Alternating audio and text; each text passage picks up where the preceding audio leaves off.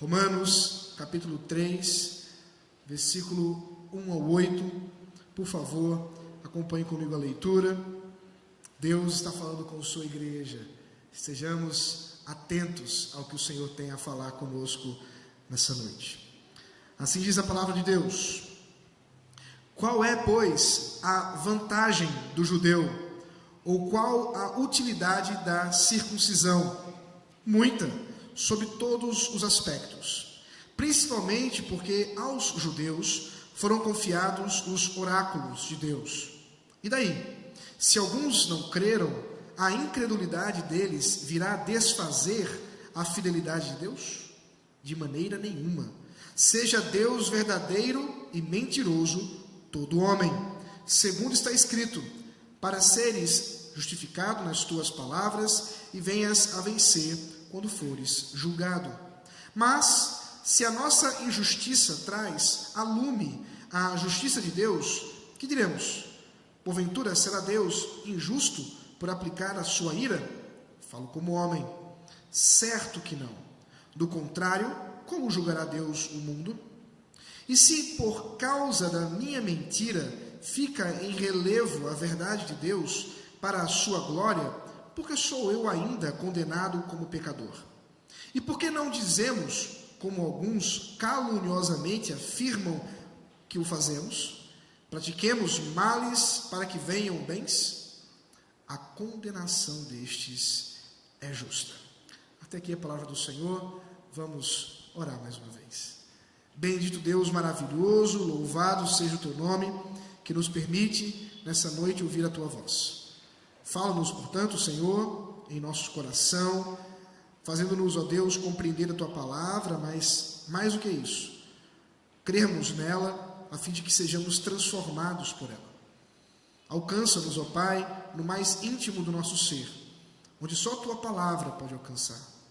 E assim, ó Deus, sejamos de fato mudados, transformados, conforme o teu querer para a tua glória. Assim oramos, em nome de Jesus Cristo. Amém. Será que é possível utilizarmos de boa teologia para ter uma prática errada? Será que é possível utilizarmos de algo que é bom, revelado pelo Senhor, e transformarmos nisso como uma desculpa para o nosso pecado? Talvez, num primeiro olhar, seja quase que inimaginável o usar de um recurso de uma boa teologia, de uma boa doutrina, para desculpar-se por uma prática errada pelo pecado. Mas o coração humano, ele tem suas estratégias pecaminosas. E às vezes tão engenhosas, tão criativas, poderíamos dizer assim, que podem sim fazer uso de algo que Deus revela em sua palavra, claro, de maneira distorcida, para levar a uma prática e algum tipo de desculpa pelo pecado. O texto que acabamos de ler faz parte de uma grande seção da carta aos Romanos, onde o apóstolo Paulo trata a respeito da anatomia do coração humano pecaminoso. Lá no começo, ainda no capítulo 1, o apóstolo Paulo retrata bem como Deus, em sua justiça, mostra dos céus a sua ira contra o pecado, a idolatria do homem. E o apóstolo Paulo tem por estratégia apresentar aos irmãos de Roma o evangelho em sua inteireza. E para tratar por inteiro do evangelho, é necessário, antes de contar as boas novas, falar das más notícias. E as más notícias envolvem exatamente o fato de que sejam gentios, com a sua idolatria, ou até mesmo judeus, pertencentes à aliança, que com o seu coração pecaminoso acusam os gentios de pecado, mas que vivenciam práticas ainda piores que estes, fazendo assim mau uso da esperança verdadeira que está no Deus da aliança, no Deus do amor e do pacto, que se manifesta em Cristo. Ao final do capítulo 2, se você der uma olhadinha aqui comigo, você vai entender o argumento que o apóstolo Paulo está querendo desenvolver aqui no capítulo 3. Precisamos recuperar um pouquinho o contexto para que a gente não entre assim tão cru no texto. Veja aí, por favor, o versículo 28 e 29 do capítulo 2, que diz assim: porque não é o judeu quem é apenas exteriormente, nem é circuncisão a que é somente na carne. Porém, judeu é aquele que o é interiormente, e circuncisão a que é do coração, no espírito, não segundo a letra, e cujo louvor não procede dos homens, mas de Deus. No capítulo 2, o apóstolo Paulo apresenta aos patrícios, aos judeus, o problema da falsa confiança na salvação, entre aspas, consanguínea.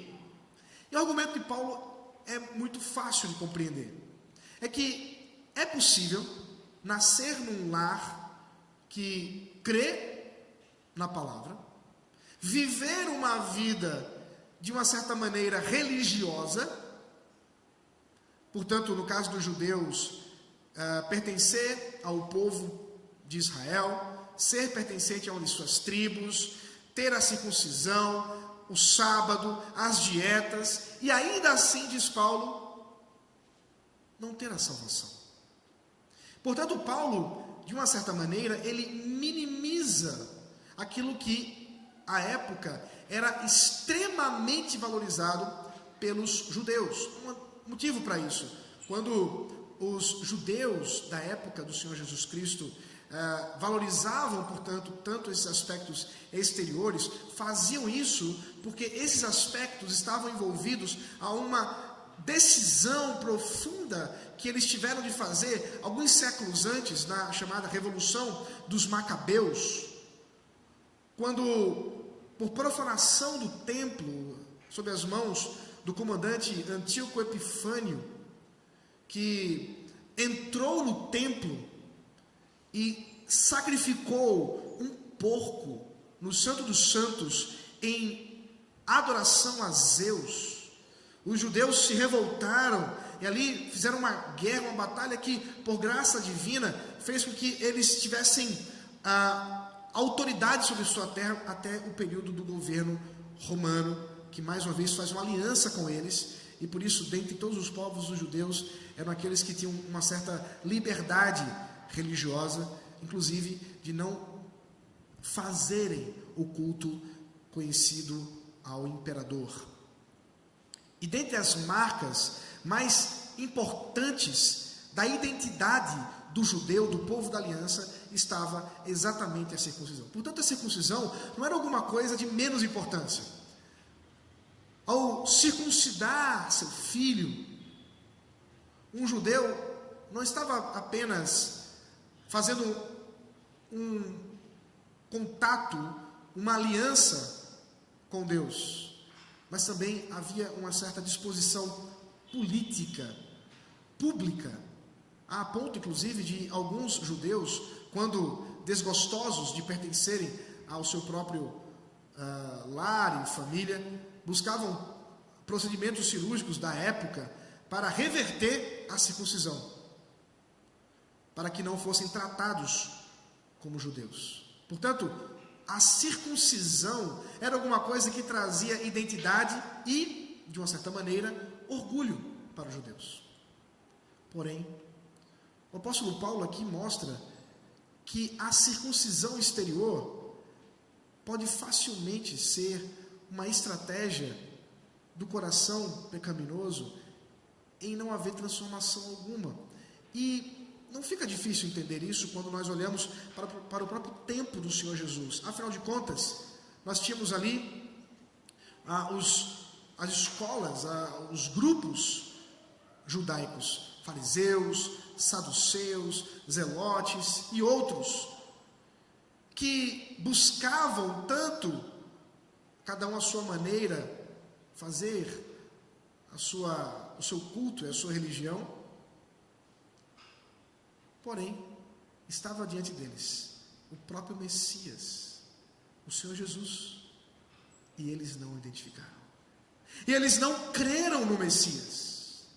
Como, portanto, a circuncisão teria qualquer valor diante do fato de que estes circuncidados foram incapazes de enxergar o próprio Mestre?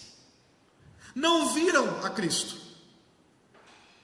É nesse sentido, portanto, que quando Paulo trata a respeito do coração e do pecado humano, ele vai mais a fundo em mostrar que padrões religiosos exteriores podem nos servir de engano e até mesmo, perceba bem, de uma falsa esperança. Porque pode ser o caso, e esse é o grande argumento de Paulo agora no capítulo 3, que alguém descanse no fato da doutrina da aliança, da doutrina da eleição, e viva de acordo com seus próprios desejos e parâmetros, ignorando completamente o chamado à santidade, o chamado à mudança de vida, simplesmente porque faz parte de uma família de crentes, faz parte de uma igreja como esta, histórica, com toda a sua estrutura, e talvez dominicalmente vindo aqui, sinta-se de alguma maneira redimido, salvo.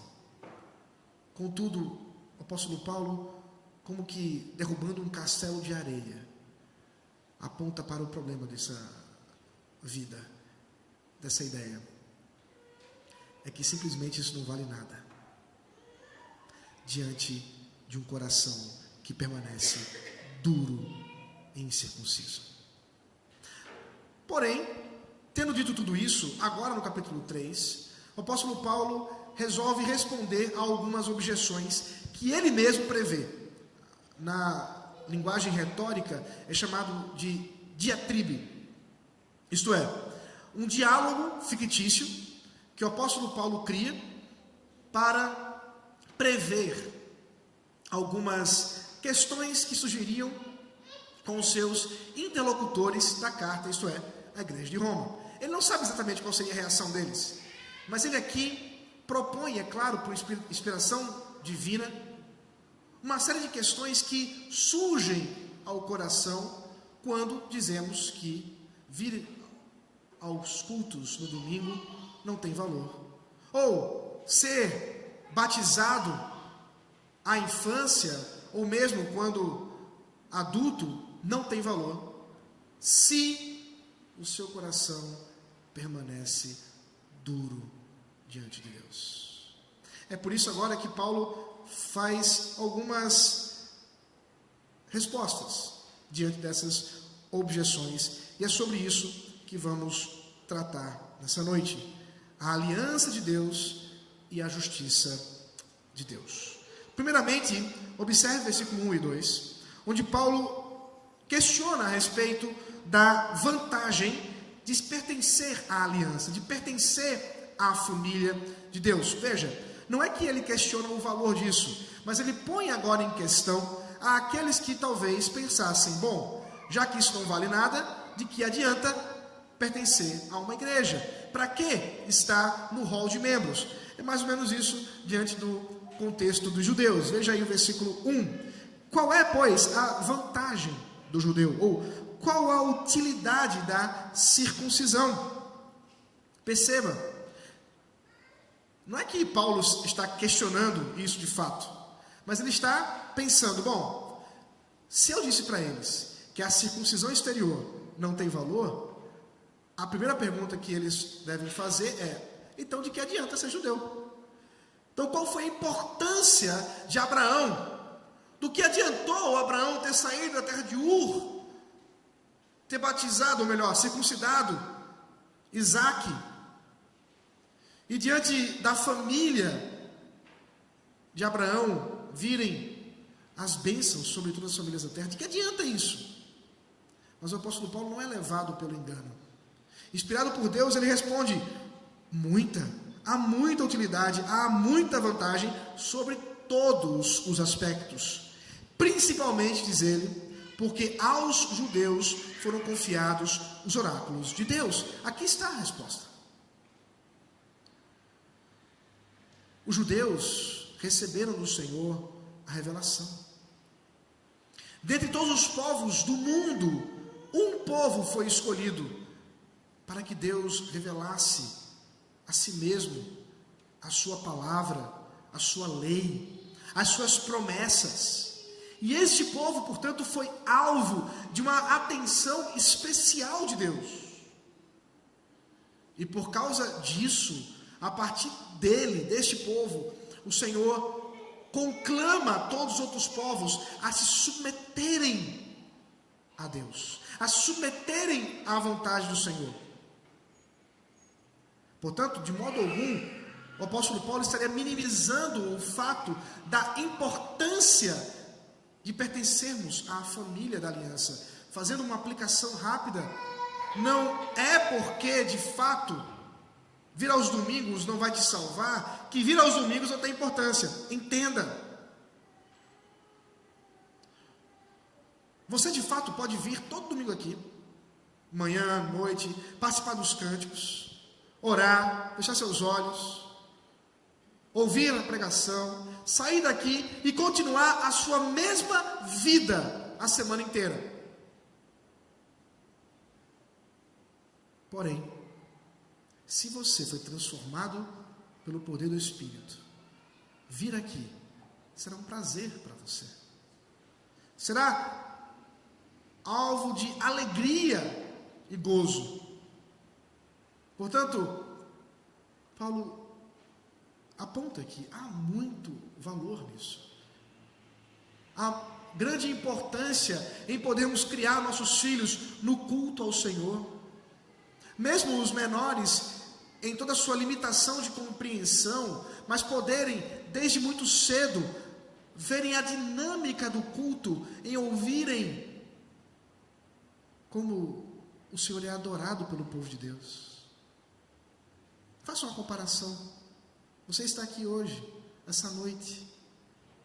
Quantos nesse momento estão numa televisão, assistindo alguma coisa que não traz qualquer edificação, com seus filhos ao lado? Faz tanto tempo que eu não vejo TV, que eu não sei nem o que está passando nos domingos à noite. Eu não posso nem dar um exemplo tão prático para os irmãos, desculpem isso. Mas certamente você pode, numa hora como essa, ver um jogo de futebol, ou mesmo assistir ao Fantástico, deve existir isso ainda. Mas o ponto é, perceba que há sim um valor enorme, grande, em estarmos aqui hoje, em ouvirmos a palavra de Deus sendo pregada. Portanto, Paulo diz, em todos os aspectos, há grande valor. Mas agora vem uma nova pergunta, uma nova questão, um novo problema dentro desse diálogo. Agora, versículo 3 e 4, o apóstolo Paulo retrata a falsa esperança de uma falsa compreensão da doutrina da aliança. E daí? Se alguns não creram, a incredulidade deles virá desfazer a fidelidade de Deus? Paulo responde, de maneira nenhuma. Seja Deus verdadeiro e mentiroso todo homem, segundo está escrito, para seres justificado nas tuas palavras e venhas a vencer quando fores julgado. Paulo agora traz um novo problema que inclusive ele retomará no capítulo 9 dessa mesma carta, com mais detalhes, mas aqui nesse ponto, apenas de maneira mais resumida, Paulo retrata a grande pergunta que qualquer um poderia se fazer. Ok, o Senhor escolheu os judeus, entregou-lhes as profecias, os oráculos de Deus, a palavra. Mas quando o Messias veio, eles não creram. Não é curioso pensarmos que ao longo de tantos e tantos séculos, Deus pôs-se a revelar aos homens, particularmente aos judeus. E em tudo que Deus estava dizendo e revelando, apontava para uma pessoa, apontava para um personagem que viria em um momento apropriado. E quando ele veio, aqueles que ouviram aos séculos não creram nele. Isso é um problema difícil de compreender. Isso é uma coisa curiosa e, portanto, Paulo pergunta, claro, colocando na boca de outra pessoa a pergunta: será que a fidelidade de Deus, será que os planos de Deus foram frustrados? Se diante de tanto tempo a apontar a Cristo, e agora os judeus não crendo, os planos do Senhor caíram por terra? E de modo resumido, como eu disse, a tratar-se ainda no capítulo 9, Paulo diz: de maneira nenhuma, porque é Deus sempre verdadeiro e o homem sempre mentiroso. É o resumo da nossa relação com Deus. Os melhores atos de justiça do homem são incomparáveis com a santidade e justiça de Deus. De modo que jamais poderíamos dizer que os planos de Deus podem ser frustrados, porque afinal de contas, se apenas um judeu viesse a crer, e mais de um foi, Deus já teria cumprido a sua palavra. O ponto aqui é percebermos que Deus mostra a sua glória, ainda que o homem viva em rebeldia. Por isso, Paulo explica, citando o Salmo 51, que a própria justiça de Deus se manifesta, a própria glória de Deus se manifesta diante do homem pecador. Deus não é diminuído por causa do pecado do homem. A glória dele, a beleza dele, a pureza dele não pode ser atingida, porque a sua justiça é perfeita. E nos seus planos maravilhosos, quando ele assim desejar, ele há de julgar vivos e mortos plenamente, como fez no dilúvio, salvando uma única família, o suficiente, a família de Noé. Mas agora, aquilo que ele promete e que acontecerá certamente, não apenas uma, mas muitas e muitas famílias de toda a terra, salvas em Cristo Jesus, não por uma arca, mas sim pelo sangue do Cordeiro. Mas agora um novo problema surge, versículo 5. Será que diante da glória de Deus, que se manifesta por sua justiça, não estaria o homem de alguma maneira justificado em seus pecados? Veja como a artimanha do nosso coração pode ir, ou até onde pode ir, para distorcer a verdade de Deus. O apóstolo Paulo, mais uma vez, se coloca aqui numa questão a um interlocutor, um fictício. Versículo 5. Mas, se a nossa injustiça traz a lume a justiça de Deus, que diremos então? O que diremos? Porventura, será Deus injusto por aplicar sua ira? Falou como homem. Certo que não. Do contrário, como julgará Deus o mundo? E continua: e se por causa da minha mentira fica em relevo a verdade de Deus para a sua glória, por que sou eu ainda condenado como pecador? E por que não dizemos, como alguns caluniosamente afirmam que o fazemos, pratiquemos males para que venham bens? A estes, Paulo responde categoricamente: a condenação destes é justa. Perceba a artimanha do coração humano em se fazer de justificado diante de Deus, em tentar-se colocar-se como desculpado diante do Senhor, pelo fato de que é verdade, de que a glória de Deus não é diminuída pelo pecado, e que a graça de Deus se manifesta sobremaneira diante do pecador, assunto que ele voltará a tratar lá no capítulo 8 desta carta. E mais uma vez, nós somos levados a considerar o mau uso da doutrina da eleição, da doutrina da aliança. E talvez isso já tenha acontecido com você. Você já talvez tenha sido testemunha de alguém que, ouvindo a respeito da doutrina da graça soberana de Deus, tenha dito algo mais ou menos assim: olha, se o que você está dizendo é verdade, que a pessoa só pode vir a ser salva mediante a graça de Deus e que obra humana não pode salvar ninguém, então pode pecar. Então não tem problema em pecar, porque Deus perdoa, porque a graça dele é maior que o meu pecado, então eu posso pecar. Perceba a artimanha do coração humano em usar de uma verdade tão gloriosa, de que não há pecador que se renda diante do Senhor, que por pior que seja, se coloque diante de Deus e que não obtenha perdão dos seus pecados, porque a graça de Deus é superior a qualquer injustiça que o homem venha fazer. Diante dessa verdade, o homem corrompe ao ponto de tentar distorcer isso, em justificar as suas práticas pecaminosas e tentar baratear a graça ao ponto de dizer: então pequemos mais, para que Deus seja ainda mais glorificado por sua graça.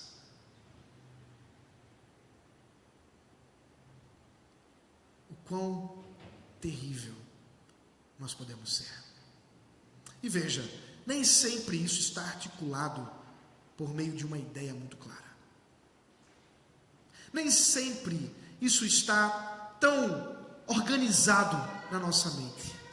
Mas basta o fato de que você, por ouvir dominicalmente aqui a mensagem do Evangelho, o chamado para crer na graça soberana do Senhor Jesus Cristo e saber que em Cristo todos os nossos pecados estão perdoados, e sair daqui para viver uma vida pecaminosa, sair daqui já planejando a sua semana com pecados nefastos, de mentiras,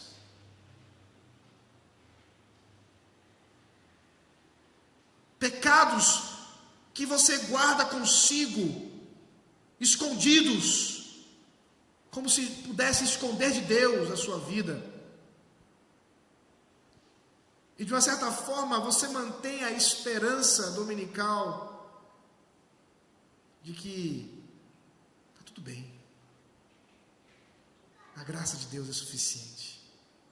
Como se nós pudéssemos baratear a graça do Senhor todos os dias.